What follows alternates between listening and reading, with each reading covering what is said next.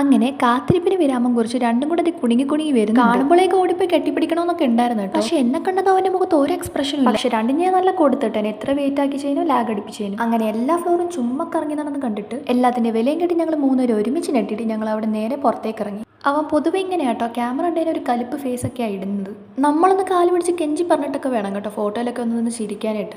ഇതാണ് കേട്ടോ എൻ്റെ അനിയൻ്റെ ഫ്രണ്ട്. അവനും നമ്മുടെ അതേ നാട്ടുകാരനാണ്. എനിക്ക് ബാംഗ്ലൂർ വരണം എന്ന് പറഞ്ഞു നടന്ന എൻ്റെ അനിയൻ ബാംഗ്ലൂർ വന്നപ്പോഴാണ് ഇവിടുത്തെ അവസ്ഥയൊക്കെ മനസ്സിലായി. പൈസ ഇല്ലാണ്ട് ഇവിടെ ജീവിക്കാൻ ഒരു രക്ഷയില്ലെന്ന് അവന് മനസ്സിലായി. അത്രയൊക്കെ മനസ്സിലായ സ്ഥിതിക്ക് ഞാൻ കുറച്ചും കൂടെ കാര്യങ്ങൾ പറഞ്ഞു കൊടുത്ത് അവന് നല്ല രീതിക്ക് മനസ്സിലാക്കി. പിന്നെ അവന്റെ മുഖത്ത് കാണുന്ന പ്ലാനത് ഉറക്കത്തിൽ എണീറ്റ് വന്നതിൻ്റെയും കൂടിയാണ്.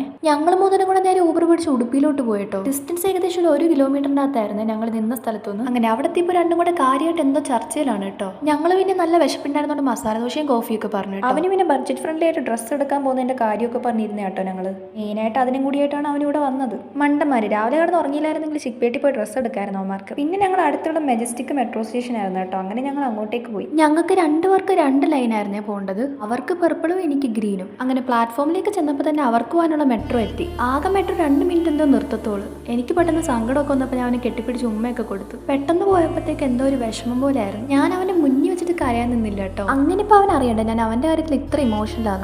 ഇനിയിപ്പോ ഈ വീഡിയോ കാണുമ്പോഴത്തേക്ക് അറിയും കേട്ടോ.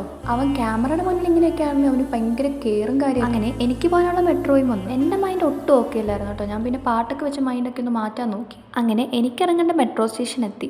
അപ്പോഴും ടൈം ഇനി 2 മണിക്കൂർ കിടക്കും. പെട്ടെന്ന് പ്ലാൻ ചെയ്ത ട്രിപ്പ് ആയതുകൊണ്ട് അവൻ വീട്ടിൽ നിന്ന് വരാൻ നേരം എനിക്ക് എടുക്കേണ്ട സാധനമൊന്നും എടുക്കാണ്ടാണ് വന്നത്. ഞാൻ പിന്നെ നേരെ പോയി ഒരു ബസ് കയറി ഹോസ്റ്റലിന്റെ അടുത്തുള്ള ഒരു ബേക്കറി ചെന്ന് കേട്ടോ. നല്ല ചൂടായിരുന്നോണ്ട് ഞാനൊരു ഓറിയോ ഷേക്ക് പറഞ്ഞു. അങ്ങനെ അത് വാങ്ങി കുടിച്ച് നേരെ ഹോസ്റ്റലിൽ പോയി. അപ്പോൾ എൻ്റെ വീഡിയോ ഇഷ്ടപ്പെട്ടിട്ടുണ്ടെങ്കിൽ ഡു ലൈക്ക് ആൻഡ് സബ്സ്ക്രൈബ്.